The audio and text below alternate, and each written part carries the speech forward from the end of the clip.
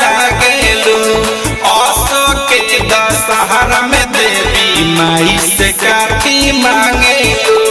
माई से काटी मांगेलू करेलू नवरात हाथे जोड़ी के गोरवा लागेलू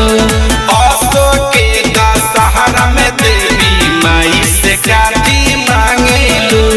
ना चाहिए सोना चांदी धन दौलत नहीं कौनो खजाना चाहिए हम देवी माई के दीवानी होइए देवी माई के दीवाना चाहिए हम देवी माई के दीवानी होइए देवी माई के दीवाना चाहिए हम देवी माई के दीवानी होइए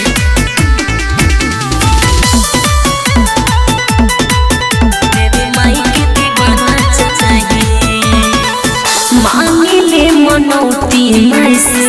सपना साकार होके सिर धर सुलोचना जैसन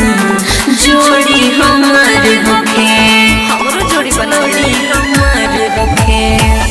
और दिल के तू चढ़ा दो नीम के पतैया सरधा बाबा पूरा करी है रोज रखैया सीधा साधा होके उ सबसे अनोखे मन जोगे दीवाना चाहिए हम देवी माई के दीवानी होइए देवी माई के दीवाना चाहिए हम देवी माई के दीवानी होइए देवी माई के दीवाना चाहिए हम देवी माई के दीवानी होइए देवी माई के दीवाना चाहिए एतो देखो वैस बाटे अपना जिंदगानी में भगती के चर्चा होके हमारो कहानी में हमारो कहानी में जानी रखी हम मन में छल फल मिली पूरा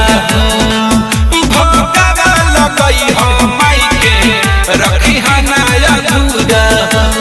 चंदन चाह आर्यन जोई सोनम मनो खन दाना चाहिए हम देवी माई के दीवानी होइए देवी माई के दीवाना चाहिए हम देवी माई के दीवानी होइए देवी माई के दीवाना चाहिए करेलू नवरात हाथे जोड़ी के गोरवा लागेलू असो के दशहरा में देवी माई से काटी मांगेलू ना चाहिए सोना चांदी धन दौलत नहीं कौनो खजाना चाहिए हम देवी माई